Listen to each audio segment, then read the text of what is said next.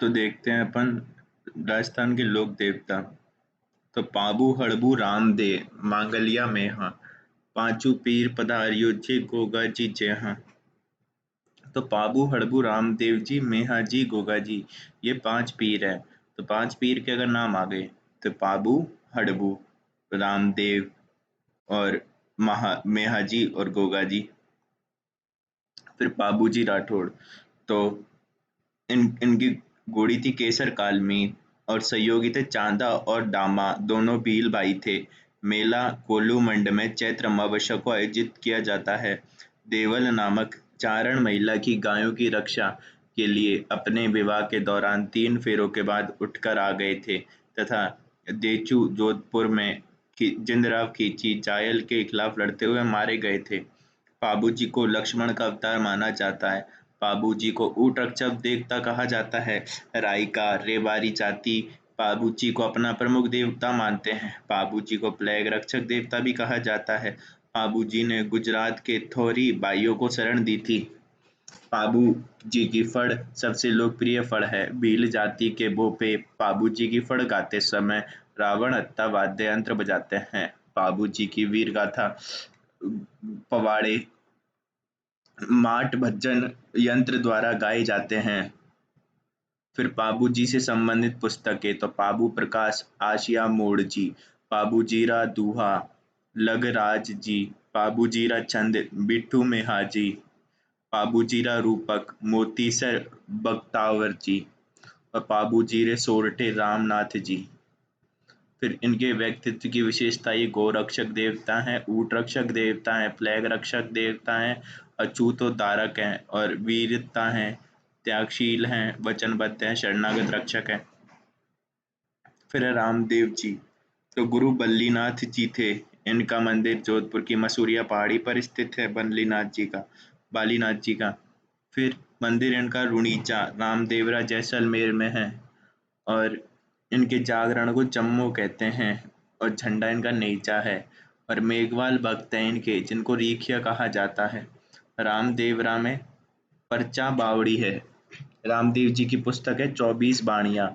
रामदेव जी ने कामड़िया पंथ की शुरुआत की थी। कामड़िया पंथ की महिलाओं द्वारा तेलातारी नृत्य किया जाता है। फिर भाद्रपद शुक्ल एकादशी को रामदेव जी ने रामदेवरा में जीवित समाधि ली थी, इसलिए भाद्रपद शुक्ल दशमी को डाली भाई मेघवाल ने रामदेवरा में समाधि ली थी। रामदेव जी के मंदिर में पगले पूजे जाते हैं। रामदेव जी ने पोखरण क्षेत्र में भैरव नामक अत्याचारी का दमन किया था। रामदेव जी को विष्णु का अवतार तथा पीरों का पीर कहा जाता है। रामदेव जी ने सामाजिक भेदभाव को खत्म करने, सांप्रदायिक सौहार्द बढ़ाने का प्रयास किया।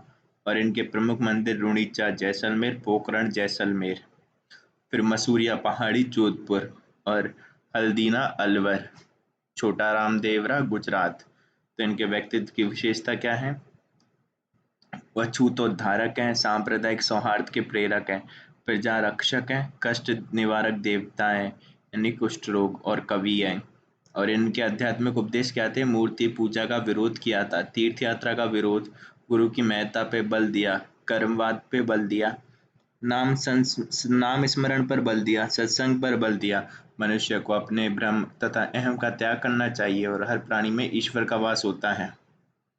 फिर गोगा जी ने महमूद गजनवी के साथ युद्ध किया था। गजनवी ने इन्हें जाहिर पीर यानी साक्षात देवता कहा था। अपने मौसेरे भाइयों अर्जन व सर्जन के खिलाफ गायों की रक्षार्थ हेतु करते मारे गए थे। और ददरेवा के मंदिर को शीर्ष मेढ़ी यानी सिर कट कर गिरा था कहते हैं। और गोगा मेढ़ी के मंदिर को धुर मेढ़ी कहते हैं। गोगा मेढ़ी में मंदिर मकबरा शैली में बना हुआ है। मंदिर में बिस्मिल्लाह लिखा हुआ है। गोगा जी के मंदिर को मेढ़ी कहते हैं और खिलेरियों की डाणी में गोगा जी की ओल्डी बनी हुई है। फिर ये सर्प रक्षक देवता के रूप में पूजे जाते हैं। गोगा जी के मंदिर खेजड़ी के नीचे बनाए जाते हैं। कवि मेह ने इन पर गोगा जीरा रसावला नामक पुस्तक लिखी। फिर हड़बू जी साकला, तो इन्होंने अपने पिता की मृत्यु के बाद हर भम जाल जोधपुर में रहने लगे और ये रामदेव जी के मौसेरे भाई थे। इनके गुरु पालीनाथ जी थे। फिर ये हड़बू जी शकुन शास्त्र के ज्ञाता थे। इन्होंने जोधपुर को मंडोर जीतने का आशीर्वाद दिया था और उसे एक कटार भेंट की थी। जोधा को मंडोर जीतने का आशीर्वाद दिया था और उसे एक कटार भेंट की थी। मंडोर जीतने के बाद जोधा ने इन्हें बेंगटी जोधपुर गांव दिया था। यहाँ ये बूढ़ी तथा विकलांग गायों की सेवा करते थे। जोधपुर महाराजा अजीत सिंह ने यहाँ मंदिर का निर्माण करवाया, जहाँ मंदिर में हड़बू जी की बैलगाड़ी की पूजा होती है। हड़बू जी की सवारी वाहन सियार था। फिर है मेहाजी मांगलिया। तो इनका मेला कृष्ण जन्माष्टमी को लगता है। जैसलमेर में राणक देव भाटी के खिलाफ युद्ध में लड़ते हुए मारे गए थे। इनके घोड़े का नाम किरण कापरा है। और भोपों के वंश वृद्धि नहीं होती, इनके भोपों के वंश वृद्धि नहीं होती। ये संतान को गोद लेकर वंश आगे बढ़ाते हैं। फिर है तेजा जी। तो 5 पीर में तेजा जी का नाम नहीं आता है, पहले तो सबसे बड़ी बात। फिर तेजा जी अपनी पत्नी को लेने ससुराल पन्नेर अजमेर आ रहे थे। सुरसरा अजमेर नामक गांव में लाच्छा नामक गुज्जर महिला की गायों को बचाते हुए घायल हुए। एक सांप के काटने से इनकी मृत्यु हो गई। तेजा जी सर्प रक्षक देवता के रूप में पूछे जाते हैं। इन्हें काला बाला का देवता कहा जाता है। हल जोतते समय किसान तेजा जी गीत गाते हैं। 2010 में तेजा जी पर राजस्थान सरकार द्वारा डाक टिकट जारी किया गया। इनकी घोड़ी लीलन के नाम पर राजस्थान में एक रेलगाड़ी चलती है। किताब तेजाजीरा व्याभला बंशीधर शर्मा ने लिखी। झुंझार तेजा लज्जाराम मेहता ने लिखी। अब इनके मुख्य मंदिर है परबतसर में। परबतसर जो जोधपुर महाराजा अभय सिंह के समय बनवाया गया। और फिर है अन्य मंदिर जो संदेरिया अजमेर में है, बावता अजमेर में है, पनेर अजमेर में है और बासी दुगारी बूंदी में है। फिर है देवनारायण जी। तो इनको औषधि का देवता कहते हैं और इनका जन्मस्थान आसिंद भीलवाड़ा में हुआ था। इन्हें विष्णु का अवतार माना जाता है। इनका मेला भाद्रपद शुक्ल सप्तमी को लगता है। फिर इन्हें औषधि का देवता माना जाता है। इनके मंदिर में नीम के पत्ते चढ़ाए जाते हैं। इनके मंदिर में मूर्ति नहीं होती बल्कि ईंटों की पूजा की जाती है। देवनारायण जी की फड़ सबसे लंबी फड़ है। गुजर बोपो द्वारा जंतर वाद्य यंत्र के साथ इसे गाया जाता है। इस पर डाक टिकट जारी हो चुका है। देवनारायण जी समय पर भी डाक टिकट जारी हो चुका है। फिर मुख्य मंदिर आसिंद भीलवाड़ा, देवधाम जोधपुर या टोंक, देवमाली ब्यावर अजमेर और देव डूंगरी चित्तौड़, जो कि राणा सांगा द्वारा निर्मित था। तो ये अपन ने कर लिए। राजस्थान के संत व संप्रदाय। तो दादू दयाल जी आते हैं। इनके गुरु थे ब्रह्मानंद जी, जिनको बुड्ढन बाबा भी कहते हैं। और इन्हें लो फिर ये जन्म इनका अहमदाबाद में हुआ था। और राजस्थान में शुरुआती दिनों में ये सांबर में रहे थे, कालांतर में आमेर में रहते थे। मुख्य पीठ है इनकी नरैना जयपुर। इन्हें निर्गुण भक्ति का संदेश दिया था। दादू दयाल जी को राजस्थान का कबीर कहा जाता है। फिर दादू दयाल जी ने अपने उपदेश ढूंढाड़ी में दिए थे और सत्संग स्थल इनका अलग दरीबा कहलाता है। फिर इन्होंने निपख आंदोलन चलाया था। कौन सा निपख? फिर आमेर के राजा भगवंत दास ने 1585 में दादू दयाल जी से मुलाकात की। फतेहपुर सीकरी में अकबर से करवाई थी इनकी मुलाकात राजा भगवंत दास जी ने। फिर दादू पंथ के मंदिरों को दादू द्वारा कहा जाता है और दादू दयाल जी के ग्रंथ को वाणी की वाणी है। फिर दादू पंथी मृत व्यक्ति के शरीर को न जलाते हैं और न दफनाते हैं बल्कि पशु पक्षियों को खाने के लिए छोड़ देते हैं। दादू जी का शरीर भेरेणा की पहाड़ी जयपुर में रखा गया था, जिसे दादू खोल या दादू पालका कहा जाता है। दादू जी के 52 शिष्य थे, जिन्हें 52 स्तंभ कहा जाता है। फिर मेला नरैना में लगता है फाल्गुन शुक्ल पंचमी से एकादशी तक। और दादू दादू पंथ की शाखाएं कौन कौन सी है? खालसा है, विरक्त है, फिर है उत्तरादे और खाकी और नागा। तो नागा खाकी उतार दे, विरक्त खालसा। फिर दादू जी के प्रमुख शिष्य है। तो पहले हैं सुंदर दास जी। तो दादू जी के शिष्य एक बहुत सुंदर थे। वास्तविक नाम इनका भीमराज था और ये बीकानेर के शासक जैत सिंह के पुत्र थे। फिर इन्होंने नागा शाखा की स्थापना की और नागा साधु अपने साथ हथियार रखते थे। फिर ये इनके रहने के स्थान को छावनी कहा जाता है। फिर नागा साधुओं ने मराठा आक्रमणों के समय जयपुर के राजा प्रताप सिंह की मदद की थी। फिर रज्जब जी ये सांगानेर के पठान थे और इन्होंने दादू जी के उपदेश सुनकर शादी नहीं की। ये आजीवन दूल्हे के बेस में रहे। इन्होंने किताब लिखी रज्जब वाणी और सरवंगी। फिर है सुंदर दास जी छोटे। तो इनका जन्म वैश्य परिवार में हुआ और इन्होंने 42 ग्रंथ लिखे थे। प्रमुख ग्रंथ हैं जिसमें ज्ञान समुद्र और सुंदर सागर। और गेटोलाव दौसा में सुंदर दास जी की समाधि बनी हुई है। फिर है बालिंद जी। तो ग्रंथ है इनको आरिलो। और फिर इनके और शिष्य हैं जैसे गरीबदास जी, मिस्किन दास जी, बखड़ा जी, माधो दास जी। फिर हैं अगले जाम्बू जी एक पंवार राजपूत परिवार में जन्म हुआ था और इन्हें विष्णु का अवतार माना गया है। ये बीकानेर में समराथल स्थान पर अपने अनुयायियों को 29 उपदेश दिए, इसलिए इनके अनुयायी बिश्नोई कहलाए। 20+9। और समाधि केंद्र इनके कहे जाते हैं मुकाम बीकानेर में। इनकी समाधि का मुख्य केंद्र था मुकाम बीकानेर और मृत्यु थी लालासर बीकानेर। फिर यहाँ अश्विन तथा फाल्गुन अमावस्या को मेला लगता है। फिर सिकंदर लोदी के समकालीन थे और जम्बोजी के कहने पर गौ हत्या बंद कर दी थी। बीकानेर क्षेत्र में अकाल के समय जम्बोजी के कहने पर सिकंदर लोदी ने चारे की व्यवस्था करवाई थी। जोधा जो जोधपुर का था और बीकानेर शंभू का बहुत सम्मान करते थे। उपदेश स्थल इनका साथरिया था। फिर मुख्य मंदिर इनका मुकाम में है, एक बीकानेर में, एक है जांगलू बीकानेर में, फिर एक है रामडावास जोधपुर में और एक है जाम्बा जोधपुर में। तो इनके 4 मंदिर हैं, मुकाम बीकानेर, जाम्बा जोधपुर, जांगलू बीकानेर, रामडावास जोधपुर।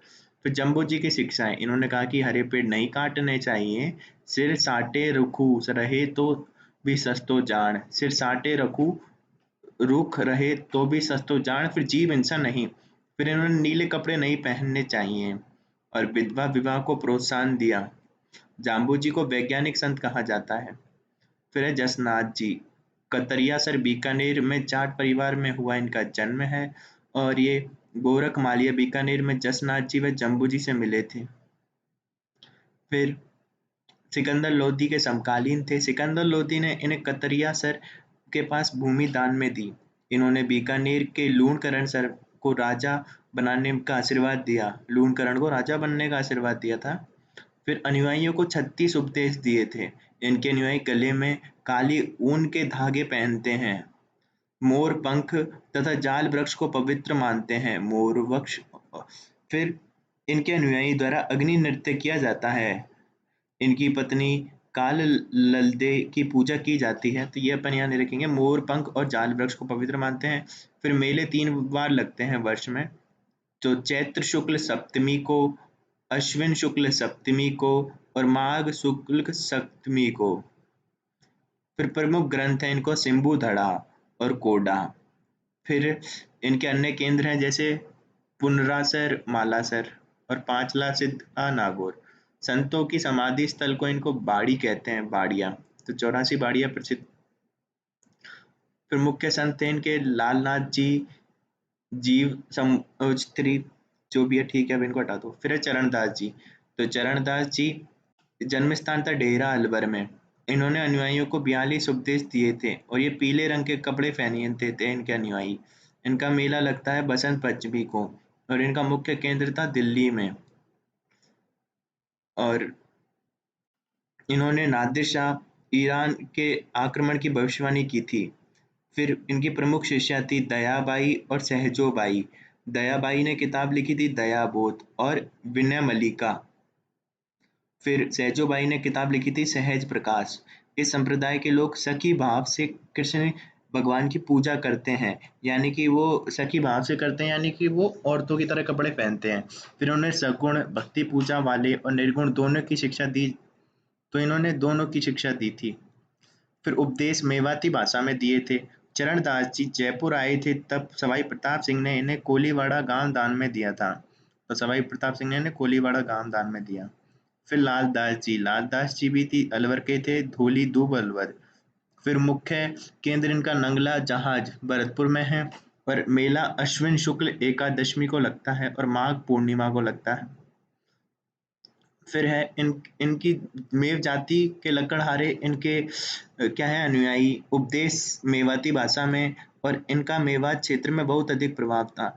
इनके ग्रंथ को लाल दासी की चेतावनियां कहते हैं, और अलवर में काफी समय रहे। इनके पुत्र कुतुब खां का मुख्य केंद्र बंदोली। ठीक है। फिर है संत हरिदास जी। तो ये इनका जन्म हुआ था नागौर में, और मुख्य केंद्र था इनका गाड़ा डीडवाना, और इन्होंने हरिदासी या निरंजनी संप्रदाय चलाया था। ये निर्गुण और सगुण दोनों प्रकार की भक्ति का संदेश दिया करते थे। फिर इनकी पुस्तक थी मंत्र राज प्रकाश और हरि पुरुष जी की वाणी। फिर है संत माप जी। इन्होंने कृष्ण की पूजा निष्कलंक अवतार के रूप में की थी। इन्होंने निष्कलंकी संप्रदाय चलाया। इन्होंने अनुयायी इन्हें विष्णु का कल की अवतार मानते हैं। फिर इन्हें कृष्ण लीला की रचना वागड़ी भाषा में की, और संत मावजी ने बेणेश्वर धाम डूंगरपुर की स्थापना की थी, और इनके ग्रंथ को चौपड़ा कहा जाता है। यह ग्रंथ वाद विवाद शैली में लिखा गया है। दीपावली को इसका वाचन करते हैं। इसमें वाणी भविष्यवाणियां हैं। कुल 5 चौपड़े हैं जो इस प्रकार हैं: प्रेम सागर, फिर है मेघ सागर, फिर है श्याम सागर, फिर है रतन सागर, और फिर है अनंत सागर। और अन्य केंद्र इनके शेषपुर और पुंजपुर। फिर हैं बालनंदाचार्य, नवलदास जी, लालगिरी जी, और संत धन्ना और संत पीपा। तो संत धन्ना तो देख लेते हैं एक बार। तो इनका जन्म जाट परिवार में हुआ था, और राजस्थान में भक्ति आंदोलन की शुरुआत की थी इन्होंने। और ये बोरानाड़ा जोधपुर में इनका मंदिर बना हुआ है, और ये पंजाब में भी लोकप्रिय हैं। फिर है संत पीपा। तो प्रताप सिंह खींची इनको कहते हैं। गागरोन झालावाड़ के राजा थे। रामानंद जी के शिष्य थे। कुल 12 शिष्यों में थे ये। संत पीपा दर्जी समाज के प्रमुख देवता हैं, और निर्गुण भक्ति का संदेश दिया था। और इनका मुख्य मंदिर समदड़ी बाड़मेर में है, और छतरी गागरोन में है। फिर इनका मेला चैत्र पूर्णिमा को लगता है, और गुफा इनकी टोडा में है, टोंक में। फिर टोडा के राजा सूरसेन ने प्रभावित होकर पूरा धन साधु संतों में बांट दिया था। और एक है नरहड़ के पीर, जो कि हजरत शक्कर बाबा। नरहड़ के पीर का केंद्र है झुंझुनू, और कृष्ण जन्माष्टमी को इनका मेला या उर्स लगता है। यहाँ पर पागलों का इलाज किया जाता है। ये सांप्रदायिक सौहार्द व हिंदू मुस्लिम का एकता का स्थान है, और बागड़ का धनी कहा जाता है। सलीम चिश्ती इनका शिष्य था। तो ये हैं मीराबाई। तो मीराबाई कुड़की पाली में जन्म हुआ। पिता रतन सिंह थे। खानवा के युद्ध में राणा संघ की तरफ से लड़ते हुए वीरगति को प्राप्त हुए। मीराबाई का पालन पोषण अपने दादा दूधा के पास मेड़ता में हुआ। मीराबाई के पति का नाम भोजराज था। मीराबाई श्री कृष्ण को अपना पति मानकर सगुण रूप से पूजा करती थी। मीराबाई के गुरु रैदास थे। रैदास जी की छतरी चित्तौड़ किले में बनी हुई है। मीराबाई द्वारिका के रणछोड़ मंदिर के भगवान श्री कृष्ण की मूर्ति में विलीन हो गई थी। महात्मा गांधी मीराबाई को अन्याय के विरुद्ध संघर्ष करने वाली पहली सत्याग्रही महिला मानते हैं। मीराबाई को राजस्थान की राधा कहा जाता है। मीराबाई की पुस्तकें हैं रुक्मणी मंगल, सत्यभामानुरूषणो, गीत गोविंद, नरसी जीरो मायरो, और पदावली। डॉक्टर गोपीनाथ शर्मा ने कहा है, राजपूत परिवार में जिसकी स्त्रियां जौहर की प्रथा, बकवास है, पनीस पढ़ूंगा मैं, क्या है डॉक्टर ने क्या कहा है। फिर रानाबाई मुख्य मंदिर हरनावा नागौर में। माता गंगाबाई पिता रामगोपाल। मेला हरनावा मंदिर। हरनावा स्थित मंदिर परिसर में प्रतिवर्ष भाद्रपद शुक्ल त्रयोदशी को एक विशाल मेले का आयोजन। यह पालडी के संत चतुरदास जी की शिष्या थी, और कृष्ण की भक्त थी। ऐसी मान्यता है इन्होंने अहमदाबाद अभियान के दौरान जोधपुर महाराजा अभय सिंह की रक्षा की थी। इन्हें राजस्थान की दूसरी मीरा कहा जाता है। फिर है गबरी बाई है बागड़ की मीरा। डूंगरपुर के मारावल शिव सिंह ने बाल मुकुंद मंदिर बनवाया था, जिसे गबरी बाई का मंदिर भी कहा जाता है। फिर है भक्त कवि दुर्लभ। तो ये तो अब हटाओ इनको। तो फिर है संप्रदाय, और संप्रदाय में आते हैं वल्लभ संप्रदाय, और जिसको कहते हैं पुष्टि मार्गीय संप्रदाय। कृष्ण के बाल स्वरूप की पूजा करते हैं। इनके मंदिर को हवेली कहा जाता है। यहाँ गाया जाने वाला गीत हवेली संगीत कहलाता है। मंदिर में श्री कृष्ण मूर्ति के पीछे दीवार पर पर्दे पर जो चित्र बनाए जाते हैं उन्हें पिछवाई कहा जाता है। तो मंदिर में श्री कृष्ण मूर्ति के पीछे दीवार पर पर्दे पर जो चित्र बनाए जाते हैं उन्हें पिछवाई कहा जाता है। नाथद्वारा की पिछवाई प्रसिद्ध है। राजस्थान में वल्लभ संप्रदाय के 41 मंदिर है। मुख्य मंदिर मथुरेश जी कोटा में है। श्रीनाथ जी सिहाड़ नाथ द्वारा। फिर है द्वारकाधीश काकरोली राजसमंद, और गोकुल चंद्र कामा भरतपुर, मदन मोहन कामा भरतपुर। तो इनके 5 मंदिर हैं। फिर है रामानंदी संप्रदाय। तो संप्रदाय के लोग भगवान राम की पूजा रसिक नायक के रूप में करते हैं, इसलिए इसे रसिक संप्रदाय भी कहा जाता है। कृष्ण भट्ट की पुस्तक राम रासों में राम व सीता की प्रेम कहानी है। यह पुस्तक सवाई जयसिंह के समय लिखी गई थी। फिर इसके प्रमुख केंद्र हैं गलताजी और रेवासा सीकर। तो गलताजी में तो कृष्णदास पेयरी इसके संस्थापक थे, और आमेर राजा पृथ्वीराज तथा उनकी भाई बालाबाई कृष्णदास पेयरी के अनुयायी थे। फिर है रेवासा अगरदास जी ने स्टार्ट किया था। गलताजी प्राचीन काल में गालव ऋषि की तपोभूमि थी। यहाँ प्राचीन सूर्य मंदिर के भी लिए भी प्रसिद्ध है। यह रामानुज संप्रदाय की पीठ भी है, अतः इसे उत्तरी तोतारदी भी कहा जाता है। गलताजी को मंकी वैली भी कहा जाता है। फिर है निम्बार्क संप्रदाय। तो मुख्य केंद्र सलेमाबाद अजमेर, और इसके संस्थापक हैं परशुराम जी। सलेमाबाद के मंदिर में परशुराम जी की चरण पादुकाओं की पूजा की जाती है। सलेमाबाद को परशुरामपुरी भी कहा जाता है। इन्होंने परशुराम सागर तथा विप्रमति नामक पुस्तकें लिखी थी। इस संप्रदाय के लोग राधा जी को श्री कृष्ण की पत्नी मानते हैं। मेला भाद्रपद शुक्ल अष्टमी राधाष्टमी को होता है। जयपुर महाराजा जगत सिंह द्वितीय पुत्र प्राप्ति के आशीर्वाद हेतु सलेमाबाद गए थे। शेखावटी इलाके में इस संप्रदाय के प्रचार प्रसार हुआ। यहाँ शेखावत शासक भगवान श्री कृष्ण के भगत थे। फिर राम स्नेही संप्रदाय निर्गुण भक्ति में विश्वास रखता है। इस संप्रदाय में दशरथ पुत्र राम की पूजा नहीं की जाती, बल्कि निर्गुण नाम की पूजा की जाती है। इनके साधु संत गुलाबी रंग के कपड़े पहनते हैं। शाहपुरा भीलवाड़ा में होली के अगले दिन फूल डोल का मेला होता है। शाहपुरा भीलवाड़ा इनका मुख्य केंद्र है, तो जिसमें रामचरण जी ने इस केंद्र की स्थापना की थी। और इनका जन्म कहाँ पे हुआ था? टोंक में वैश्य परिवार में। इनके पिता का नाम पक जो भी है, ठीक है। फिर रामचरण जी ने दातरा भीलवाड़ा में गुरु कृपाराम जी से दीक्षा प्राप्त की। मूर्ति पूजा बहुदेव वोपासना आदि का विरोध किया। फिर इनका दूसरा मुख्य केंद्र है रेण नागौर, इसकी स्थापना दरियाव जी ने की। फिर एक है शीतल बीकानेर, इसकी स्थापना हरि रामदास जी ने की। एक है खेड़ापा जोधपुर, इसकी स्थापना रामदास जी ने की। फिर है प्रणामी संप्रदाय। मुख्य पीठ पन्ना मध्य प्रदेश में। संस्थापक है प्राणनाथ, और आदर्श नगर जयपुर में प्रणामी संप्रदाय का मंदिर है। फिर नाथ संप्रदाय शैव संप्रदाय का एक अन्य रूप नाथ के रूप में विख्यात हुआ, जिसकी स्थापना नाथ मुनि द्वारा की गई। नौहर हनुमानगढ़ में गोरख टीला है, तथा कहा जाता है प्रथम गुरु गोरखनाथ यहाँ पर रहे थे। गुरु गोरखनाथ के 12 शाखाओं की स्थापना की थी, जिनमें से 2 शाखाएं राजस्थान में है। एक है बैराग पंथी और दूसरी है मानपंथी। बैराग पंथी है नागौर में, और मानपंथी है जोधपुर में। तो जोधपुर वाले की स्थापना महाराजा मान सिंह के समय की थी। उनके गुरु आयस देवनाथ थे। और बैराग पंथी ये प्रथम प्रचारक भर्तृहरि थे, इनके प्रथम प्रचारक बैराग पंथी के। फिर 852 ईस्वी में लोदरवा जैसलमेर के देवराज भाटी को योगी रतननाथ ने जो भी अब ठीक है। अमोर्तनैन्सी के अनुसार मारवाड़ के रावल मल्लीनाथ का जन्म योगी रतननाथ के आशीर्वाद से हुआ था। फिर लोक देवता संत तथा लोक देवियों का हमारे जीवन पे योगदान, तो ये तो अपन ने लिख रखा है, तो फिर हो गया अपना ये यहाँ पे।